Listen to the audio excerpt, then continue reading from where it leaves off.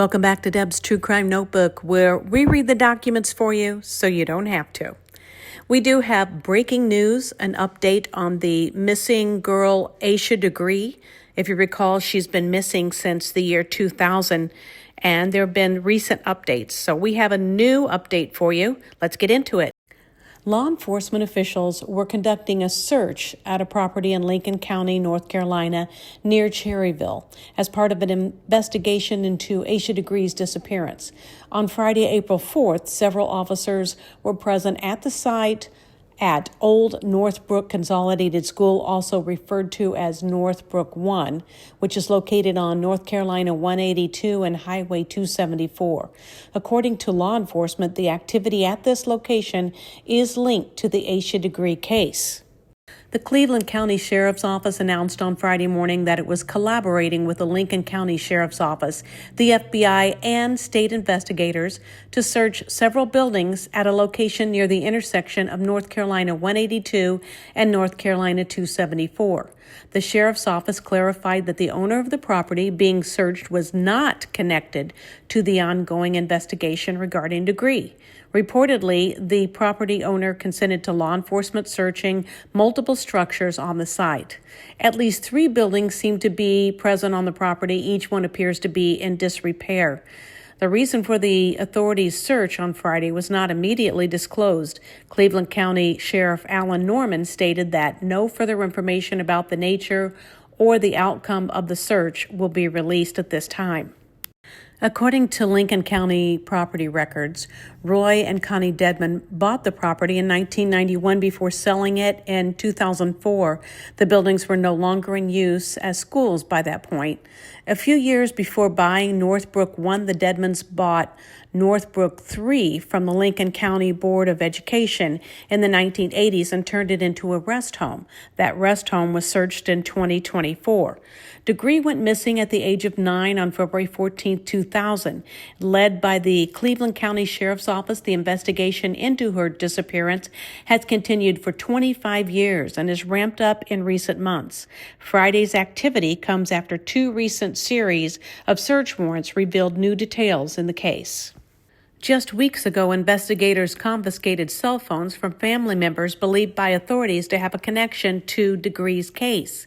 Search warrants executed in February, along with a series of warrants conducted by September 2024, seem to associate the Dedmans, originally from Cleveland County, with Degree's disappearance. The Dedman family resided in Cleveland County when the 9-year-old went missing in 2000. This link was revealed in September 2024 when the FBI and Sheriff's Office carried out multiple search warrants at the properties owned by or inhabited by members of the Dedman family. Some of these properties were situated on Cherryville Road in Cleveland County.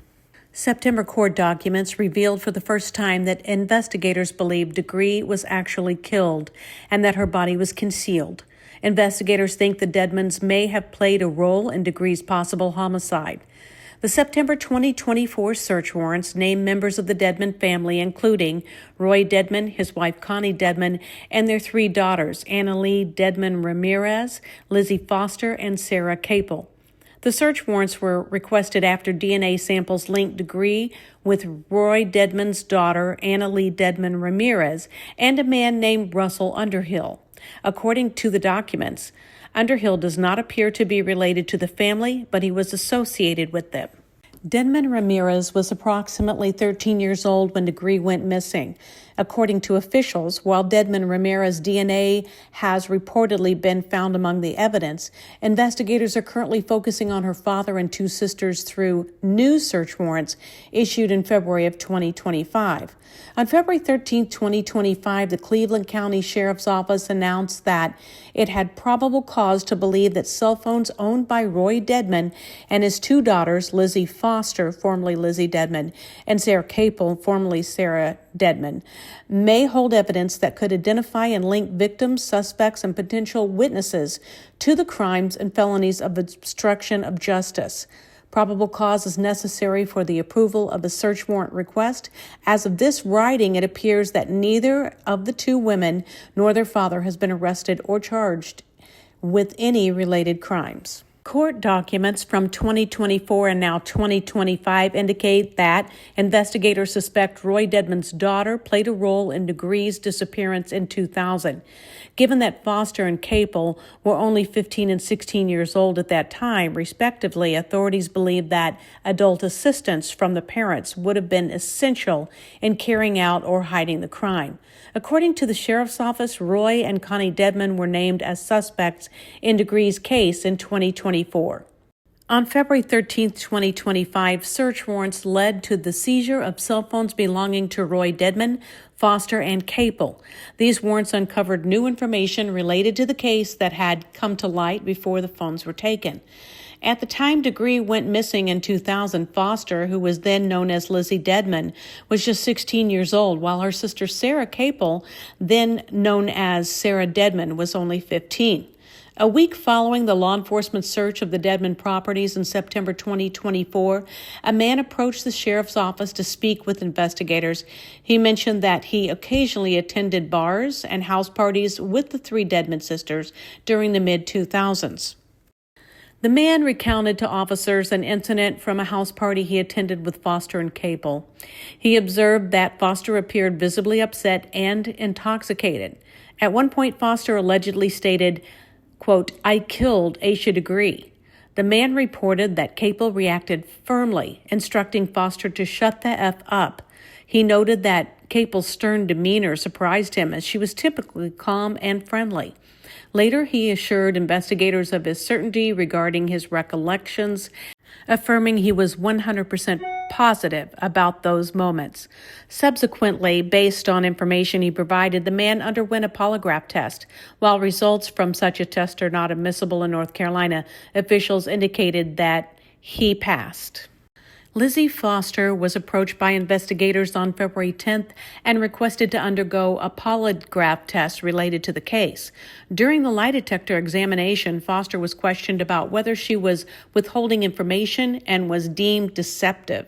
As stated in the warrants from February 2025, after this interview, the warrants indicated that Foster contacted her ex-husband and spoke with him for over 45 minutes. It was noted that her ex-husband has been uncooperative regarding the case.